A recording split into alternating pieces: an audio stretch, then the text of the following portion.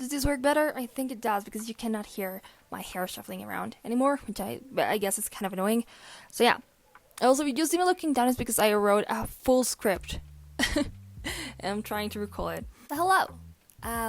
Yeah, today we're gonna speak about how I got financial aid as an international student. And I don't know, hopefully dissect my strategy and make it useful. And of course, by no means do I know how to approach every financial scenario. And truly, my qualifications on this subject just fall from my successful attempt to finance my higher education in the United States. I guess I'm just saying this because of how specific and how touchy this subject can be. We're gonna try to be as objective today and just help you out, that's the goal. Well, let's start. Oh my god, I'm sorry, I hate you. Basically, when I began this process, I knew that I would need close to full ride to be able to afford my education, just because of the financial situation I was in. Basically, one of the very first things I did was just lay down the cards that describe my situation and analyze them, And truly analyzing the situation made me realistically set goals that I would have to reach in order to achieve what I wanted to do. And at the same time, it allowed me to trace a map of how I would achieve those goals. So it was good. After that, next thing I did was research about the types of aid available and how to apply to them. Now this is the part in which we will start speaking about concepts that may be new to you, because they certainly were for me, but don't worry, I will try to explain them as clearly as briefly as possible. So there's merit aid, which is basically like scholarships awarded based off your academic performance, specific skills, work, sometimes even gender, demographics, areas of interest. There's many, and sometimes they're specific to certain characteristics. All of those focus on how outstanding you are in a specific field. Now, there's need-based aid, which is independent from your academic skills, and it rather focuses on your family's ability to pay for your college education. They base this off your family's annual income along specific circumstances that may surround your family. So in the perfect scenario, your financial aid award would be the total cost of attendance minus your respective family contribution. But along with that, you have to know schools may build your financial aid award using these different types of aid. So I'm going to try to briefly explain what they are. Their grants and their scholarships basically are like free money, meaning you don't have to pay them back after you're done with your college degree.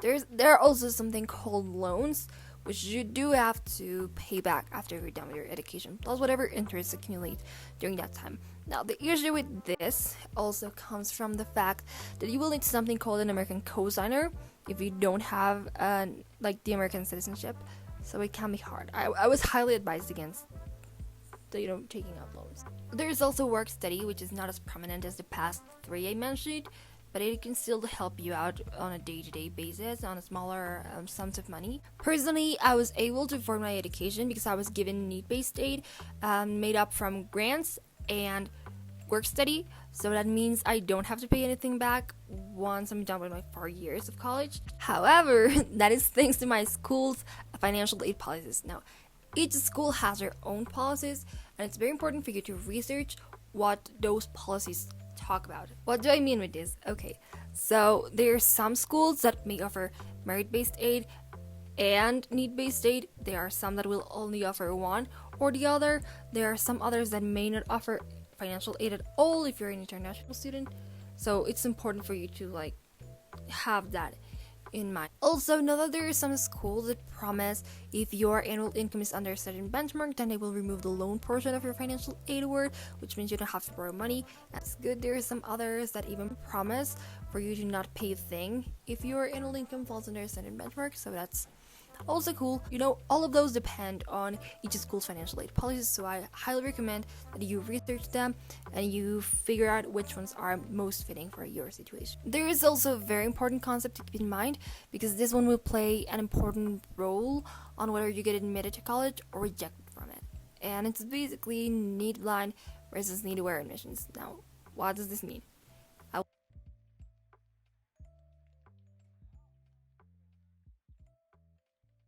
Do pay attention on how much money you're asking them for and how much you need to attend a college. So basically, remember the subtraction we did earlier, basically how big is the number at the end. And yes, that does mean that the process For admission, when you're an international student, asking for financial aid becomes more competitive, but don't get discouraged. I was in that boat myself.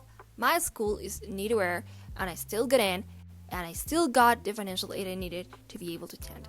So it's possible. Now we're gonna move on to need blind admissions. What does this mean? Basically, the school won't pay attention to how much money you need in order to attend, and they are most likely willing to pay the difference between the total cost of attendance and your expected family contribution and be able to give you that in aid.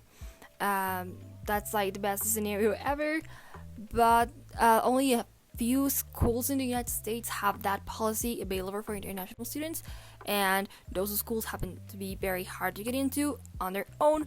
But once again, don't get discouraged. I know someone who did get into one of these schools, and they indeed got enough financial aid to attend.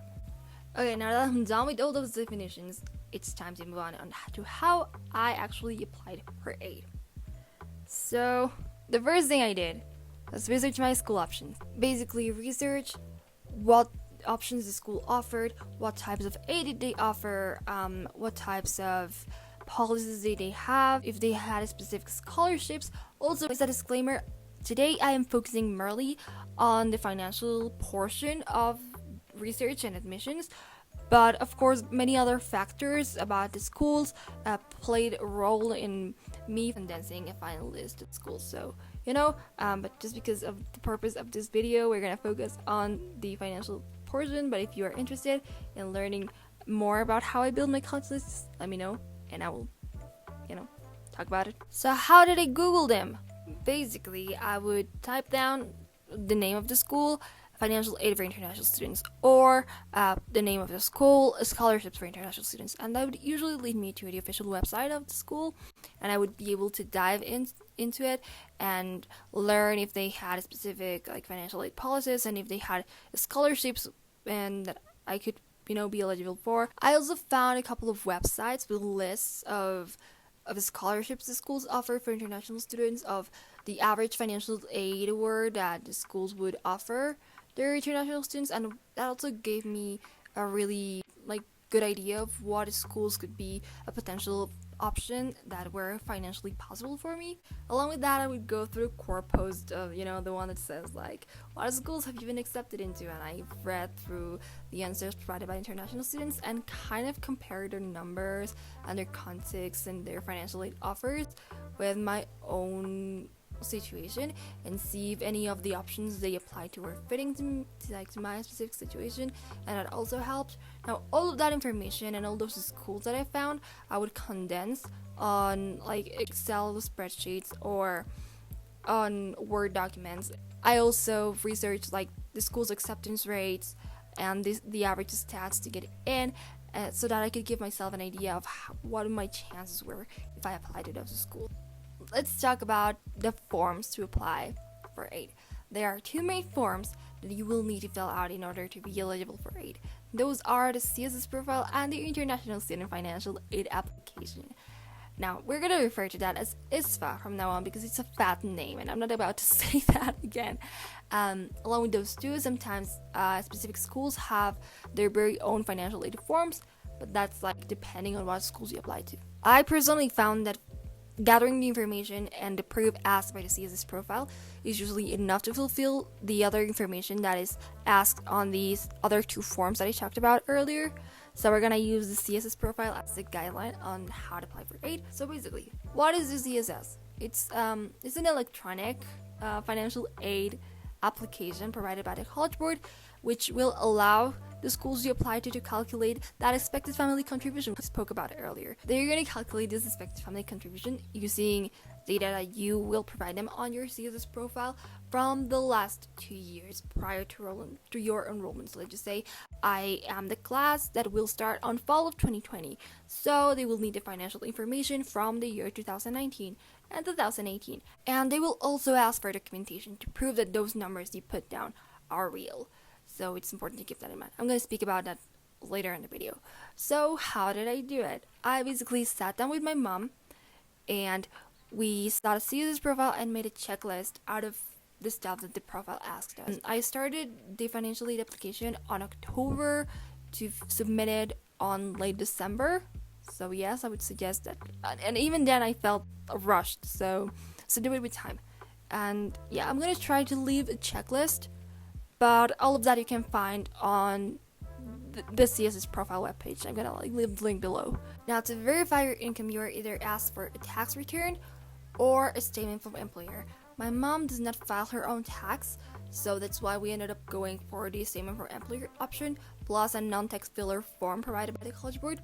But basically, the statement for employer is just like a letter from your parents' boss stating how much money they earn annually and like dissecting how is this wage earned. We asked my mom's boss for help and he agreed. He was very supportive, so we issued a statement from employer for the year 2019 and 2018.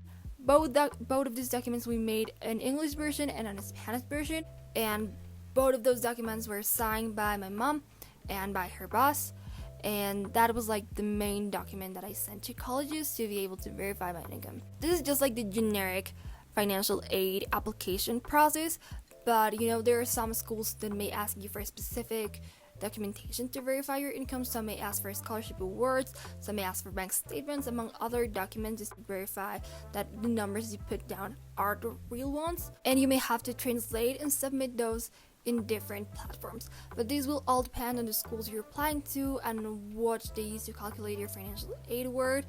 So just research about it and talk about it with the financial aid office of whatever institution it is that you're applying to. One last disclaimer: the CSS Profile is not free.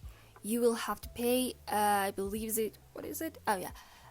you have to pay a $25 fee for the very first time you send the CSS Profile to your college, and then you will have to pay $16 for every additional college that you want to send your profile to.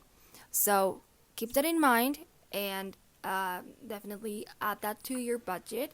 Also, if the CSS Profile represents a financial hardship for you, I would highly recommend that you research if the school you're applying to accepts the ISFAA instead, which is a free financial aid application that has very similar questions to the ones asked on the CSS Profile, and the only difference is that you have to print it out, fill it, scan it, and send it, but it's completely free. So research if your school allows to send that instead. Also, if the school has its own financial aid application, it will most likely be free, and you will also have to like print it, fill it out, and scan it, and send it on their own portal. And I know there are some schools that do have CSS fee waivers. For example, I know Yale does. That is like rather rare. But okay, I think that's it for today. I have tried to give you a generalized recipe on how to approach the financial aid process, but this is a recipe that you will tweak depending on your specific circumstances. And that's okay, you know? If you have any questions, please let me know in the comment section and I would gladly answer them. Also, if you have any suggestions on what content you want to see, just let me know and I will try my best to put it out there. That's it for today. Good luck in your admissions process. I'm sending you good vibes over. Bye bye. I'm gonna do like the dramatic like YouTuber palm thing. Goodbye.